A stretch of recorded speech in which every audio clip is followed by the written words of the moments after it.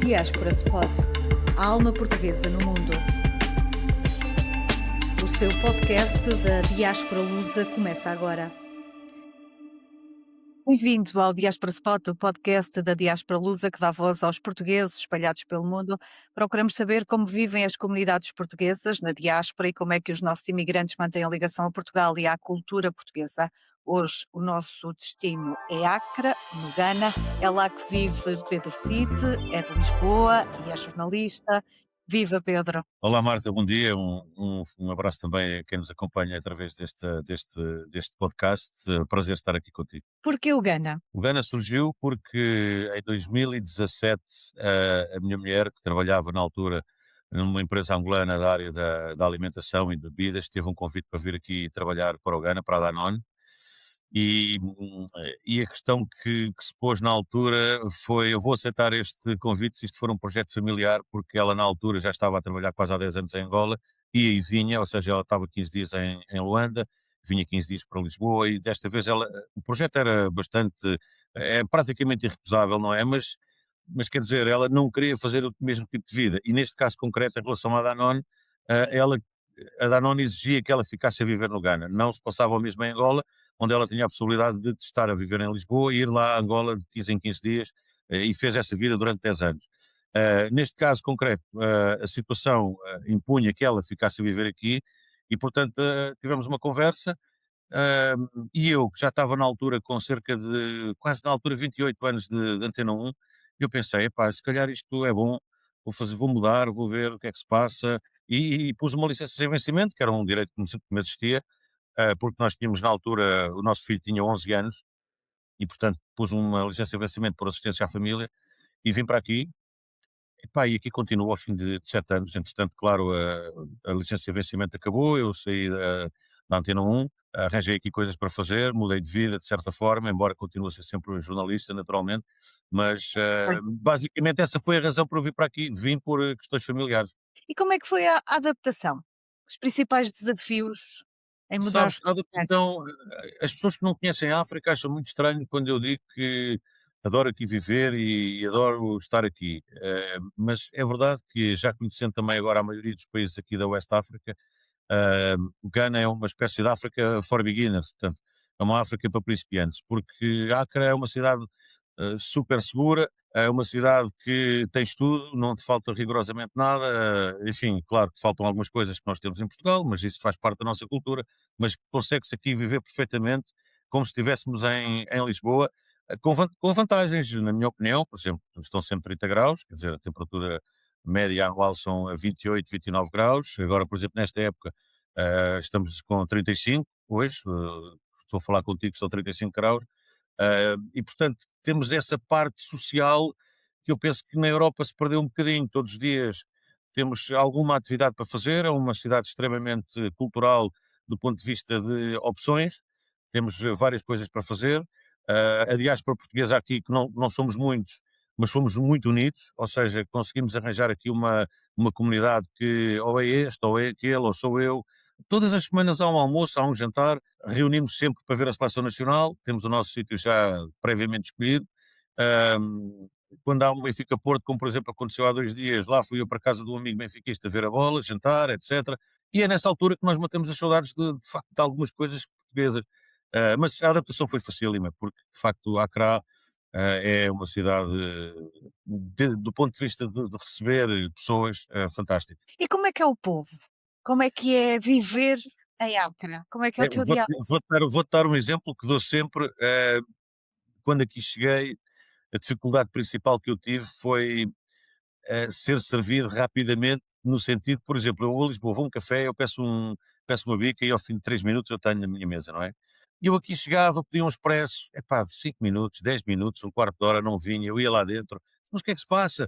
O expresso é uma coisa rápida, é só ir à máquina, calma, calma, I'm coming, dizem sempre, já vou, já vou. Isso ao princípio enervava-me, sabes? Aquela vontade que tu tens na Europa de tudo ser muito rápido, servir rapidamente. Eu percebi aqui, ao fim de pouco tempo, que não vale a pena eu estar enfim, a enervar-me, a protestar, porque eu não vou mudar nada de como eles são. Portanto, É outra é um povo muito tranquilo, são muito calmos, são muito educados e posso dizer que aqui aconteceu-me algo e acontece-me todos os dias. Eu tenho um cão e passei muito o cão. Eu vou na rua, as pessoas vêm-me dizer bom dia. Onde é que em Portugal hoje eu vou na rua a passear o meu cão ou sozinho e as pessoas passam à minha frente, ao meu lado, me dizem bom dia, boa tarde, como é que está? Aqui as pessoas fazem isso. Eh, não sei se é do calor, se é do clima, não sei, sei é ou mesmo da educação deles. A verdade é que nós aqui nos sentimos muito bem recebidos. O povo, de facto, enfim, eu já me considero quase ganês, em algumas atitudes. Se é verdade, eu digo isto às vezes aos meus amigos, eles riem-se, porque houve coisas que eu aprendi aqui que vão ficar comigo para a vida. Eu Como por aprendi a dizer exemplo? olha, como por exemplo, se não consegues, resolver um problema de uma determinada maneira, há sempre outra para resolver. E nós na Europa temos muito a mania de esperar que alguém resolva o teu problema. Eu dou-te um exemplo, no outro dia com o motorista ali, tinha que ir visitar um cliente e ele diz-me assim, olha, eu acho que temos aqui um problema com o ar-condicionado é que não está a funcionar. Epá, e o ar-condicionado se não funciona aqui, tu vais a suar a bica, não é? E ele disse: "Está bem, então depois arranjamos". "Não, não, não, vamos já tratar do assunto". Foram à beira da estrada lá ao pé de uns senhores que tinham umas coisas de carros, uns pneus e tipo uma coisa para encher pneus. Parou, abriu o capô do motor e disse: "Olha, o que é que se passa aqui?". Ele veio ver: "Ah, isto é um fusível que fundiu". "Então está bem, então vamos arranjar já o fusível". Foi lá dentro, arranjou o fusível. Portanto, Mas isso também é um bocadinho o digamos, desenrascado português. fazem dos portugueses do desenrasque, como é comum. Certo, isso é verdade, mas isso era antigamente. Eu hoje em dia não vejo, enfim, não sei, pode ser que eu esteja a conviver com as pessoas erradas em Portugal, mas o que eu vejo hoje em dia é que nós já não resolvemos nada sozinhos, estamos dependentes sempre de alguém para vir, resolver o nosso problema. E eu aprecio muito e admiro muito a capacidade que esta gente tem aqui de nunca há um não. Ou seja, há um problema que pode ser complicado e para eles não nunca é um não. Há sempre uma solução. A solução pode demorar horas, percebes? A solução pode demorar horas, pode ser uma solução completamente fora da caixa. Já andei, por exemplo, na Nigéria, tivemos um furo e ele pôs um pneu mais pequeno, o carro ia todo desequilibrado, mas eu cheguei ao meu destino. Percebes? Coisas que em Portugal eu acho que eram impossíveis, não sei. Pode ser eu que esteja a exagerar de estar aqui envolvido nesta gente e nesta cultura agora, mas o que eu vejo aqui em relação às pessoas é que o não para eles não existe. Estás a ver? O não existe o não. Termos culturais, sentiste assim algum choque vindo de Lisboa, chegando aí, termos culturais? Pá, senti algo, de facto, estou a usar muito o epá, mas isto é de não falar tanto português, é uma muleta. Mas o que eu senti aqui, basicamente, desse ponto de vista cultural, foi, são diferentes de nós, gostos completamente diferentes. O cinema aqui, por exemplo, não é uma cultura, eles fazem muito mais atividades ao ar livre do que se enfiar num cinema. Têm condições para isso, têm ótimos parques, ótimos jardins, têm sempre exposições culturais, seja de artesanato, seja de bandas que vêm cantar esse tipo de música. Estamos a falar de um país que tem 4 ou 5 línguas oficiais e, portanto, tens sempre a possibilidade de ver atividades culturais, concertos em Ga, ou em Twi, ou em Fante, que são as línguas oficiais daqui mais do inglês, em vários sítios que nós não imaginamos que era possível haver ali qualquer coisa, ou seja, qualquer local para eles é bom para desenvolverem uma atividade que eles acham que é importante transmitir. E depois não foi só isso que eu senti mais aqui, a diferença cultural tem a ver até com a atitude dos expatriados aqui, que as pessoas parecem que estão mais disponíveis para socializar, se é que me faço entender. Nós em Portugal, eu agora penso assim, pá, eu em Portugal, eu estava sempre com as mesmas pessoas, os meus amigos eram os mesmos há anos. Eu ia a festas quando era o aniversário do filho de um, o casamento de um, o batizado do outro. Eu aqui, ao fim de estar aqui há 3 meses, eu já tinha conhecido mais gente do que em Portugal nos últimos 5, entendes? E pessoas que me acolheram e que me disseram assim, pá, não, tu estás cá, chegaste há pouco tempo, vem à nossa, vem jantar aqui, vem almoçar ali, percebes? Portanto, a socialização, que é uma coisa que eu sempre me orgulhei dos portugueses serem e que eu acho que se perdeu muito nos últimos anos, epá, por várias razões, seria outra conversa. A segurança, as pessoas, os pais têm medo que as crianças vão para a rua brincar. Aqui toda a gente brinca na rua. O meu filho teve aqui 11 anos. Eu vou-te dar este exemplo, o meu filho é português, obviamente, foi para aqui com 11 anos. Epá, o meu filho não liga nada ao telefone. Ele sai de casa e esquece do telefone. Ora, ele tem 18 agora, está a estudar, está em Itália. Ele demora 6 ou 7 horas a responder uma mensagem. Percebes? Eu acho que isto para qualquer pai português ou europeu era um motivo de grande stress. porque é que aconteceu? O que é que se passa? Mas o que é que não respondes? Entendes? Ou seja, eu sinto-me muito bem o facto do meu filho ter vindo para aqui com 11 anos, ter saído aqui com 18 para a faculdade, de ter crescido aqui num ambiente que hoje em dia, pelas mais diversas razões, não é possível na Europa. Não, tu não consegues ter este ambiente na Europa hoje em dia que tens em África. Já me falaste um bocadinho da comunidade portuguesa, é pequena, mas como é que a descreverias? Eu, como a primeira experiência de imigrante, não tive ainda noutro país, embora conheça muitos países, mas vivendo, só vivi aqui. Ah, É uma comunidade que se ajuda bastante, ajudamos uns aos outros. Se alguém tem um problema, aparece alguém. Se há metem no grupo, olha, estou-me a sentir mal, tenho que ir para o hospital, não sei o que é que se passa. Rapidamente vamos ao grupo e há sempre alguém que diz: pá, eu estou perto do hospital, vou lá ter contigo. Aconteceu comigo, por isso posso falar disso. E, portanto, ajudamos uns aos outros. Temos várias atividades, por exemplo, fazemos o 10 de junho. Nós temos aqui um casal, que o Hélio e a Susete. A Susete é uma cozinheira top, que faz coisas inacreditáveis e ela é a grande dinamizadora, normalmente, desse tipo de eventos, o 10 de junho de sempre, e depois fazemos sempre um jantar de Natal, no início de dezembro, antes de toda a gente ir aí a Portugal de férias, obviamente.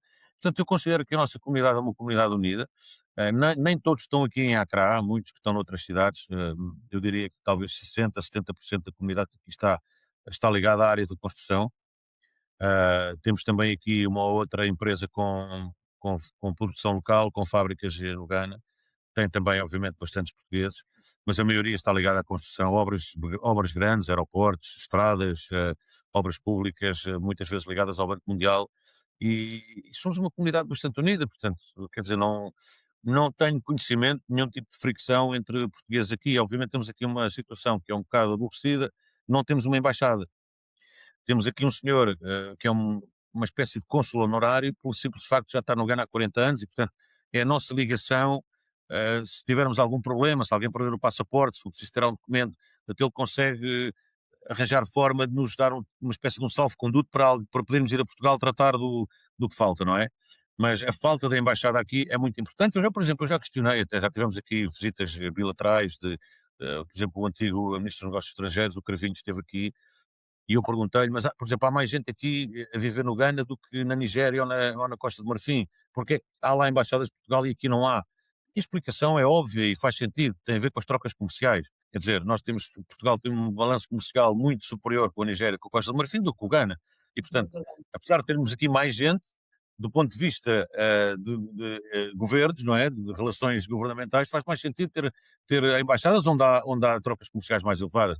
Mas é pena, Essa devemos ter e comunidade não ter. comunidade está estimada mais ou menos em quantas pessoas? Seremos à volta de 350, 400. É muito volátil porque, Claro, repara, muitas pessoas vêm para aqui quando há projetos de construção grandes, mas quando o projeto acaba mudam para outros países.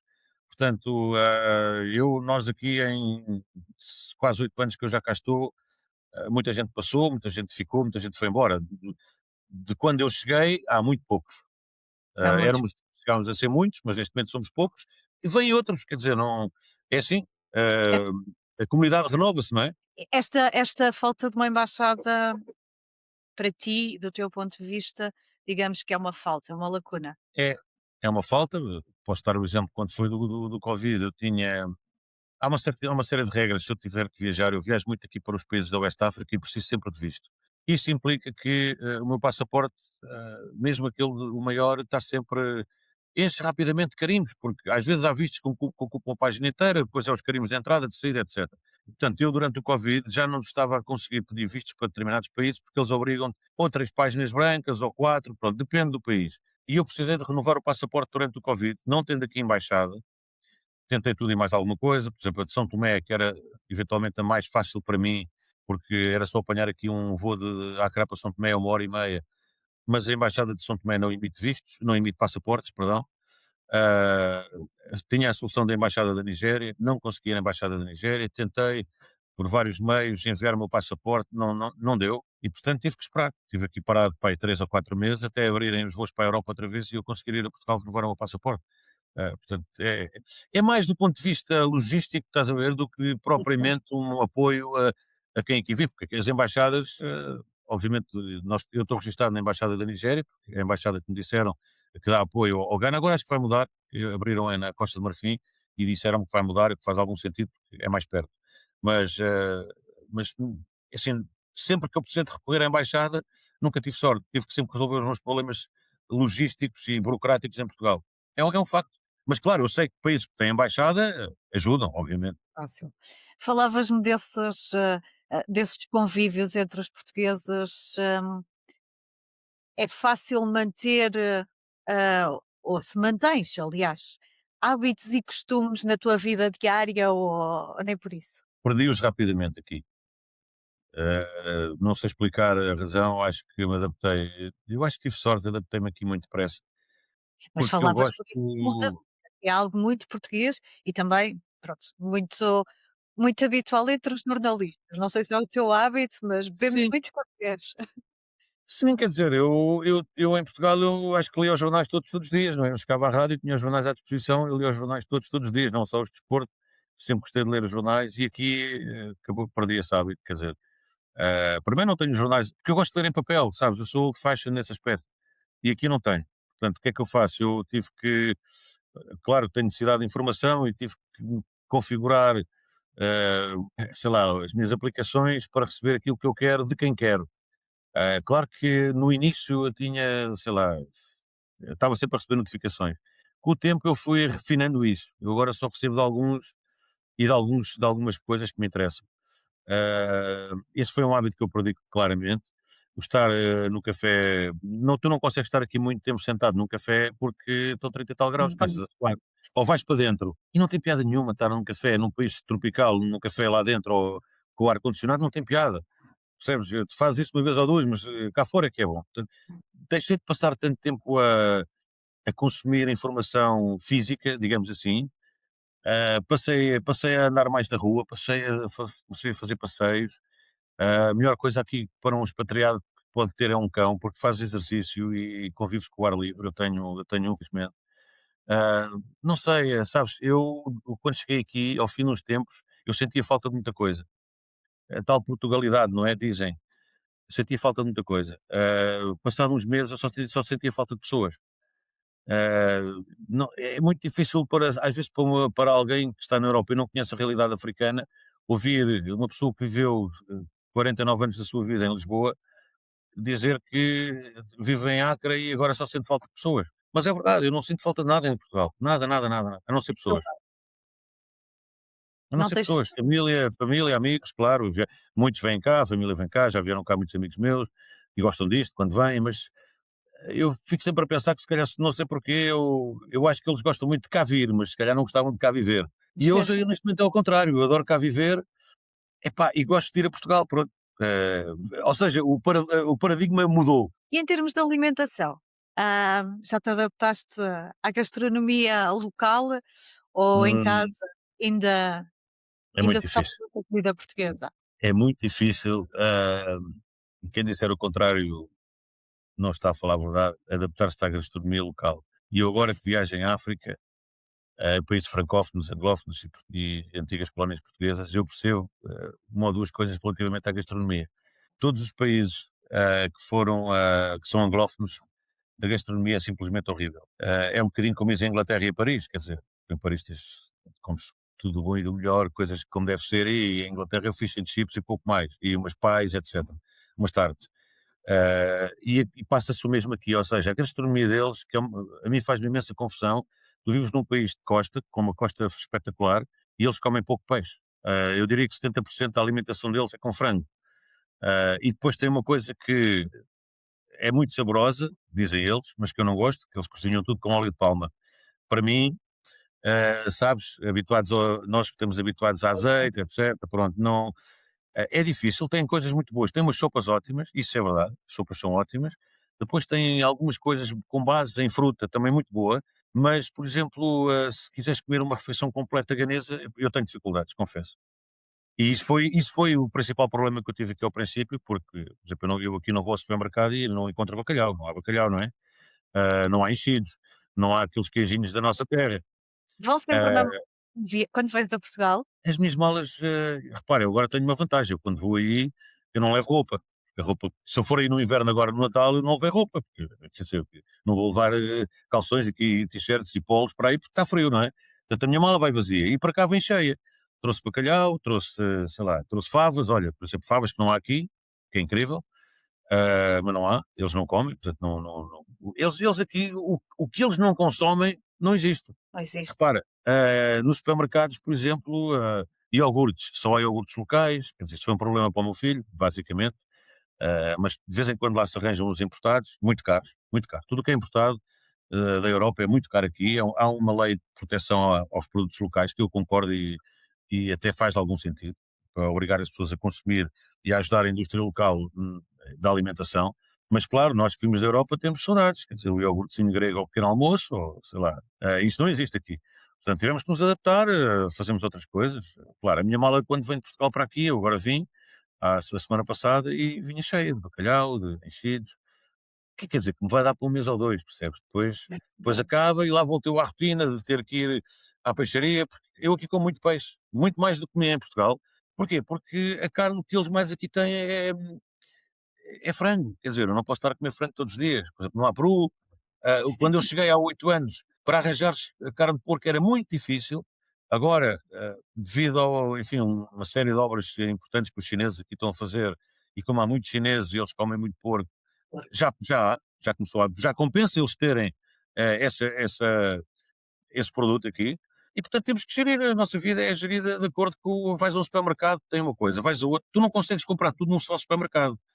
Essa é a parte também interessante. Se eu for aí a um supermercado de uma grande superfície, eu trago tudo o que eu quero. Eu aqui não, por exemplo, há uns que não têm peixe, há outros que não têm marisco, há outros que têm um tipo de carne. Entendes? Foi uma rotina que tivemos que criar aqui, diferente. Falavas-me do teu filho que chegou aí com 11 anos. Como é que foi para ele esta mudança? E como é que se manteve estas raízes, embora ele já não fosse uma criança e, portanto, já tivesse pelo menos 11 anos de Sim, Portugal? sim, mas olha, nós tivemos, esse foi um dilema grande que nós tivemos quando decidimos ir para aqui, porque eu tenho uma filha que na altura tinha 15 e ela, os meus dois filhos estiveram desde os 3 anos na escola alemã de Lisboa. E portanto a minha filha estava há 3 anos de terminar a escola alemã. E nós, sempre foi uma pessoa muito responsável e nós demos-lhe a opção, de vir, ou seja, nós não obrigámos a Sim. ficar ou vir, demos-lhe a opção. É claro que ele não tinha opção, não é? Ele com 11 anos tinha que vir. Mas ela, sendo uma miúda como foi sempre espetacular, demos-lhe a opção e ela, e bem na minha opinião, decidiu ficar.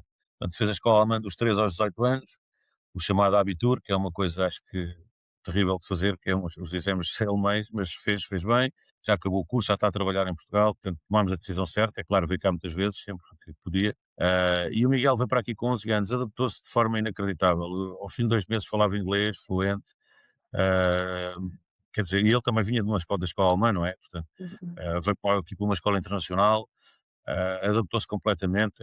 Claro, tenho um problema com ele, ele sabe que tem, ele não poderia nunca tirar um curso em Portugal em português, porque repara, ele teve na escola alemã onde o ensino é alemão, portanto o português dele era como se fosse uma segunda língua, e portanto deixou de ter isso aos 11 anos. Ou seja, ele sabe falar perfeitamente, dá alguns erros a escrever, por acaso menos até do que eu estava à espera, mas não, o português para ele nunca será a língua principal, Olha, entendes? Mas enfim, ele será aquilo que tiver que ser. Não estou preocupado com isso. Ele fala várias línguas, aqui desenvolveu essa capacidade.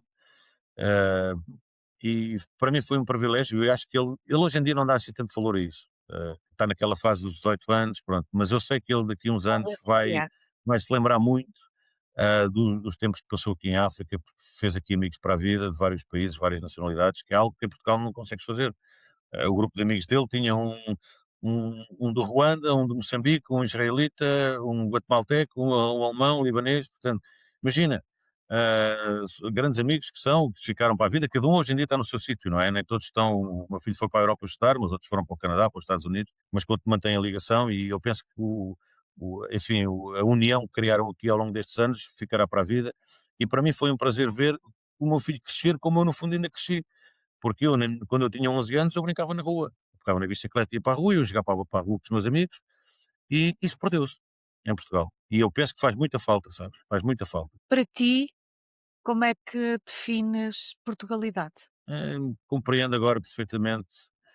a chamada palavra saudade, parece que só existe na nossa língua e no nosso dicionário, e tem a ver com pequenas coisas, não tem a ver com grandes coisas. Porque hoje em dia a saudade do antigamente não é a mesma de hoje. A saudade dos anos 60, quando houve a grande vaga de imigração, não é a mesma de hoje. Nessa altura, tu comunicavas por carta, pouca gente tinha telefone, não havia WhatsApps, não havia nada disso. Portanto, a saudade hoje em dia mitiga-se facilmente. Tu estás ao alcance de pegares no teu telefone e, olha, estou com saudades do meu pai, vou-lhe telefonar. Portanto, eu penso que a definição de saudade, nesse sentido afetivo do termo, é diferente hoje. Eh, a saudade que eu tenho, a Portugalidade, a chamada Portugalidade que eu associo à saudade, tem a ver com pequenas coisas, com coisas que não existem aqui, coisas que faziam parte da minha vida diária em Portugal, como sair de manhã e ir ao café, beber um café ao balcão e pedir um croquete ou um risol. Aqui não existe isso, eles não têm esse costume. Comer pão, bom pão, não existe pão bom aqui. Estás a ver, são pequenos pormenores que eu não sei, às vezes tenho dificuldade em explicar isto, mas é disto que eu sinto falta. É destas pequenas coisas É isso que eu que eu penso que acho. são muito portuguesas, sabes? Que são muito portuguesas. Este tipo de pequenas coisas de chegares a qualquer lado e vais àquele café há 20 anos e tu já estás a entrar e o senhor já sabe o que é que tu queres, não precisas de perguntar nada. Ou seja, um tipo de acolhimento e um tipo de relacionamento sentimental que tu tens, que tu crias com pessoas e com sítios e com coisas no nosso país, que nos faz ser muito portugueses e termos saudades disso. Por isso é que eu associo sempre a saudade à Portugalidade. Nós aqui somos só mais uns. Somos portugueses, não somos muitos, mas somos um entre milhares de expatriados. E o que é que nos liga, o que é que nos torna diferente dos outros? É que nós somos mais quentes, mais sentimentais, nós sentimos falta de coisas que os outros não entendem, mas porque sentes falta de ir ao café, de comer um croquete? É pá, sim.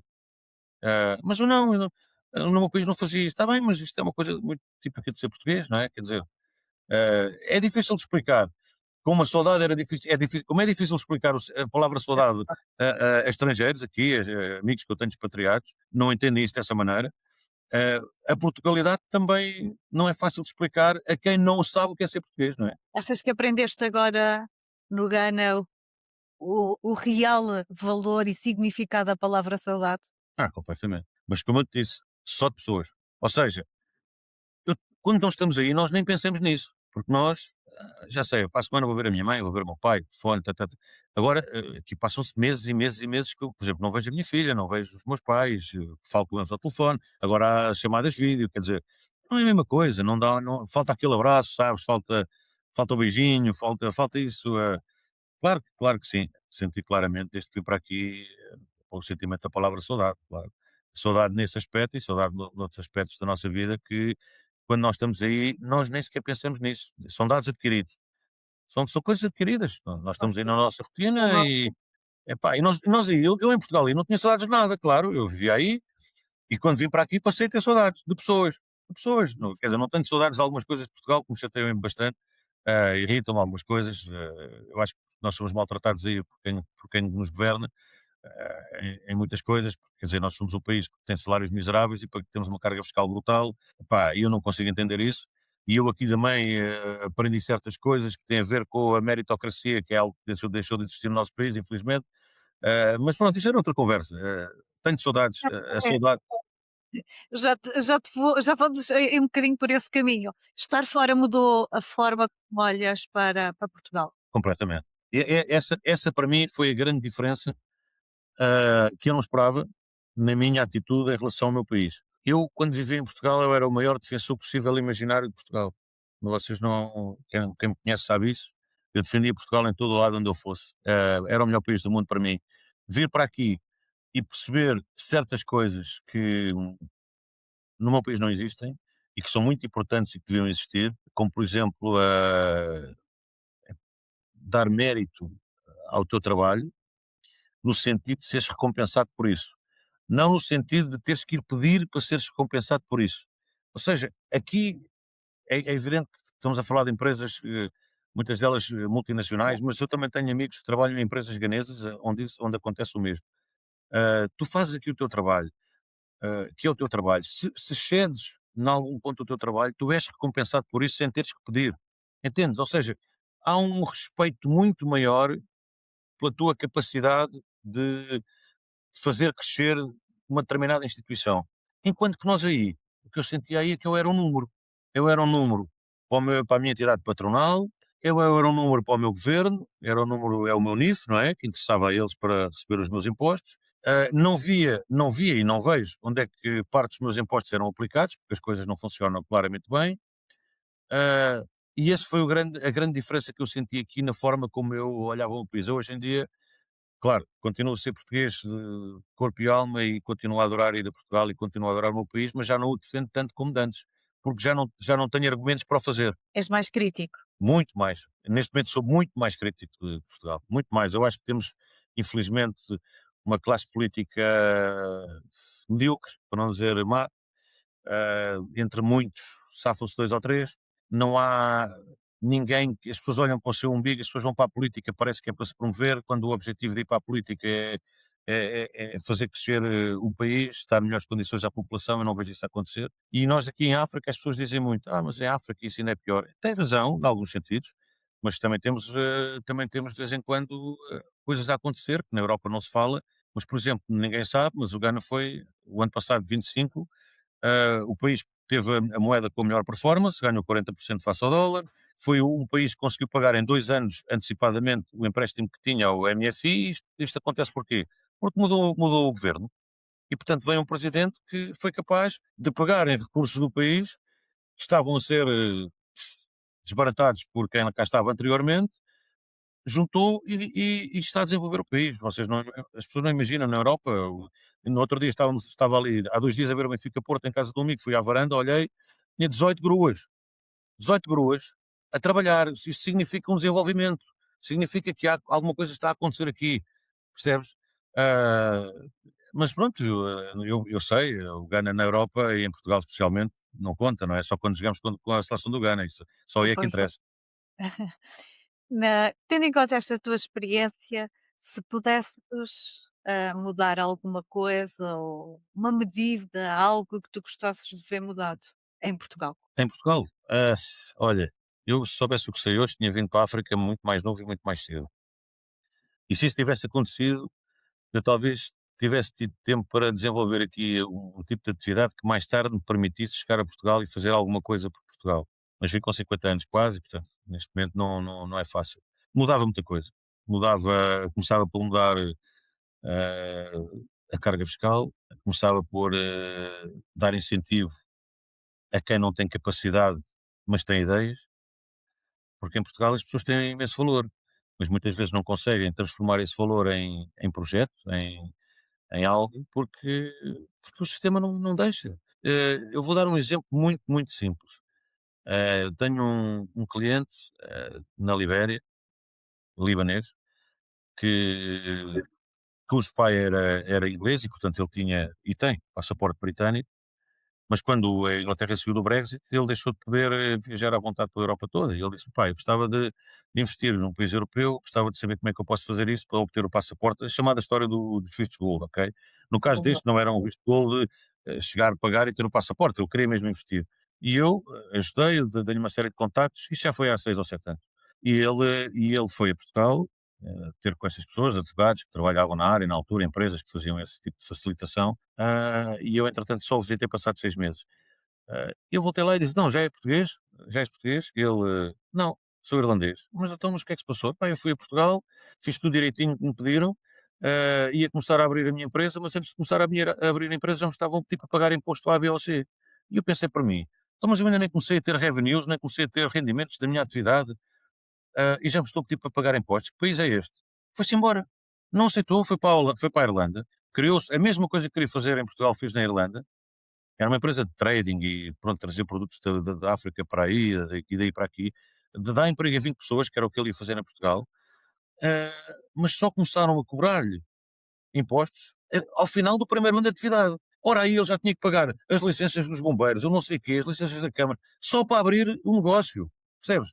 Portanto, como é que tu podes querer desenvolver algo em Portugal se o sistema está contra ti? É só isso que eu mudava. Eu mudava muito em Portugal nesse sentido. As pessoas têm ideias, o Estado deve apoiar essas ideias e o que acontece é o contrário. Isso é uma coisa que me deixa triste, porque eu vejo aqui gente que a construir coisas aqui, prefere construir aqui, no meio da África, do que ir para Portugal, porque sabe que aqui as coisas, bem ou mal, as coisas têm um princípio, um meio e um fim. E tu em Portugal, a certa altura, tu não sabes, se tivesse um ano pior e não conseguires fazer face às obrigações fiscais ou à segurança social, tu ficas preso ao sistema para o resto da tua vida. Entendes? É só isso que eu mudava. Sendo imigrante, consideras que estás afastado daquilo que são as decisões do país ou sentes que tens voz? Não tenho, não tenho porque não tenho embaixada. Repara, nós protestámos aqui muito, é uma guerra que não tem fim à vista e eu penso que as pessoas hoje em dia já estão conformadas. Nós aqui não conseguimos votar. Há uns anos houve uma tentativa de registro de todos os portugueses em embaixadas e o que aconteceu foi que o Estado português enviou aqueles envelopes RSF, supostamente, para as nossas moradas aqui para votarmos. Tudo certo, chegaram cá. E depois? E depois tu metes no correio aqui, tu achas que aqui o correio do Ghana, da Nigéria, seja de onde for, vai, vai, vai entregar correspondência de borla? O RSF não existe aqui. Portanto, não faz sentido. Nós alertámos para isso, nós dissemos, epá, mas isto não funciona na África. Em África ninguém entrega correio se não tiver um selo ou se não for pago antecipadamente. Não há correio de borla. Portanto, deixámos de ter opções.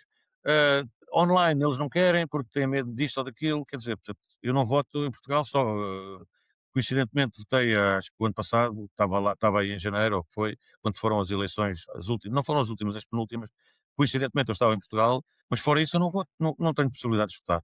E não vou ir de propósito para votar, porque acho que o meu país neste momento não merece que eu invista, sei lá, X euros para ir aí de avião votar e vir-me embora, quer dizer, entendes? Não me sinto, nesse aspecto, aqui pelo menos, sentimos completamente abandonados. Não há, o governo português não quer saber de nós. Mesmo que nós, e eu sei que fizemos algumas demarches nesse sentido, tentemos ser ativos nas decisões do que se passa em Portugal, mas eles não querem. Pedro, para acabar, pensas no regresso a Portugal? Penso, quer dizer, tenho que pensar, não é? Acho que não vou A ficar curto aqui a vida prazo? toda, mas, mas é um pensamento que me angustia, sabes? Porque não tenho. Sinto-me melhor a viver aqui do que em Lisboa neste momento. Sinto-me melhor a viver aqui do que em Portugal. É difícil para quem não conhece a realidade africana e especialmente do Ghana entender o que eu digo, mas eu aqui sinto uma liberdade que não sinto aí. Eu aí sinto que não é liberdade no sentido de movimentos e dizeres o que quiseres, não é nesse sentido. É uma liberdade no sentido de eu não. Eu sinto que eu aí, se eu não fizer algo, vêm atrás de mim, vêm-me caçar, querem que eu pague o imposto A, B ou C. Entendes? Ou seja, eu não tenho liberdade para ser aquilo que eu quero. Eu estou sempre dependente de leis que alguém criou para mim. Eu sei que isto faz parte da sociedade e é assim, e tem que haver regras e tem que haver leis. Epá, mas tem que haver um limite também. Percebes? Eu aqui sinto-me completamente livre, além de que passo a vida ao ar livre, pronto. Logo aí é uma diferença. Mas, mas assim, é um pensamento que me angustia, mas claramente terei que voltar, não é? Quer dizer, Mas a não sei curto quando. prazo, Não, eu não quero que seja a curto prazo, mas quer dizer, às vezes a vida leva-nos por caminhos que nós não sabemos. Quer dizer, eu neste momento estou aqui, tenho um filho a estar em Itália, a minha filha em Portugal a trabalhar e a minha mulher está no Brasil. Porque entretanto o projeto dela aqui acabou, aceitou outro projeto, está no Brasil. Ainda por cima em Belém do Pará, onde eu demoro 2 dias a chegar. Quer dizer, eu não quero ficar sozinho o resto da vida e isto não faz sentido com esta idade um tipo estar sozinho, mas deixa ver.